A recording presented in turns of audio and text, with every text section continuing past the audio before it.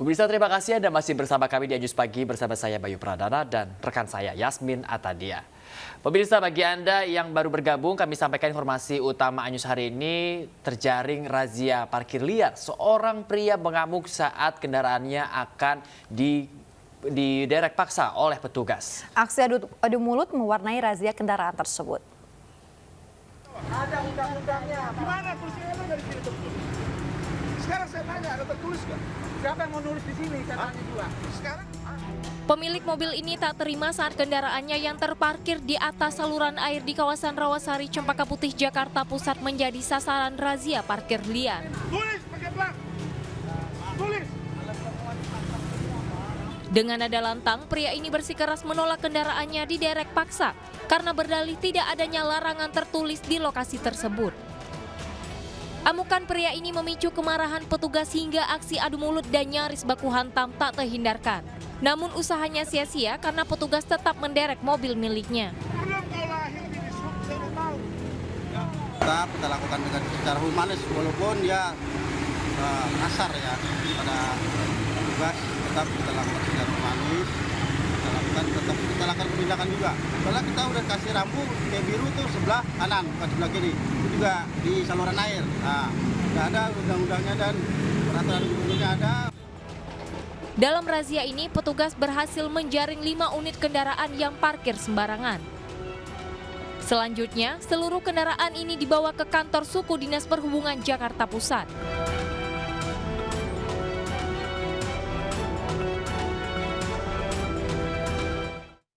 Pemirsa, eksekusi lahan perubahan di Durensawit, Jakarta Timur berlangsung ricuh. Aksi saling dorong dan adu mulut antar warga dan petugas mewarnai eksekusi lahan tersebut.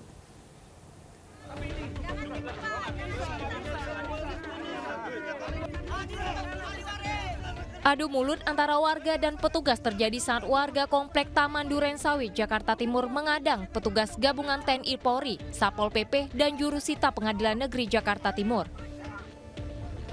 Warga berupaya untuk mempertahankan rumah mereka dari eksekusi lahan yang akan dilakukan petugas. Warga juga menghalangi petugas dengan membuat barikade di tengah jalan dengan mobil pribadi mereka. Meski demikian, petugas berhasil mengeksekusi sejumlah rumah dari 14 rumah yang menjadi sengketa. Hanya bisa untuk keluar dari rumah karena kita akan melakukan giat eksekusi ini.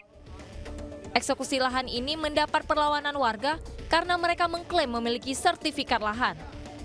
Sementara Pengadilan Negeri Jakarta Timur memutuskan 14 lahan perumahan tersebut harus dieksekusi.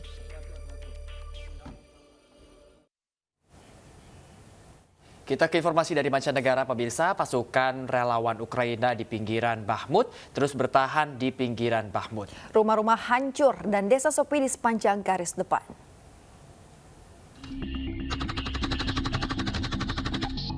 Militer Ukraina telah merilis rekaman yang menunjukkan pasukan relawan batalion serangan pertama di pinggiran Bakhmut. Video tersebut memperlihatkan rumah-rumah yang hancur di sepanjang jalan dan kondisi di garis depan. Rumah-rumah hancur dan desa-desa sepi mencair di parit dan ladang lembab, kata militer dalam deskripsi video tersebut.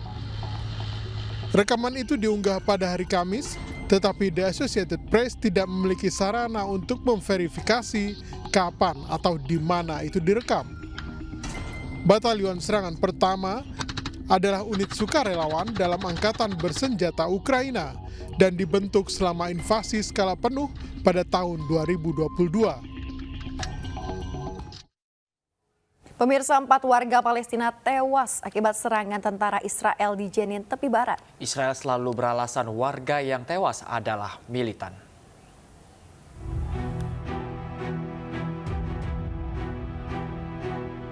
Warga Palestina berduga atas 4 orang termasuk seorang remaja yang tewas dalam serangan tentara Israel di dekat kota Jenin di tepi barat pada hari Kamis. Ini adalah pertumpahan darah terbaru dalam gelombang kekerasan selama setahun di wilayah tersebut. Militer Israel mengkonfirmasi pasukannya beroperasi di kota Jenin pada hari Kamis dan kemudian berdalih bahwa pasukan membunuh 2 anggota kelompok militan jihad Islam yang dicari dan seorang ketiga yang terbunuh setelah mencoba menyerang pasukan dengan linggis.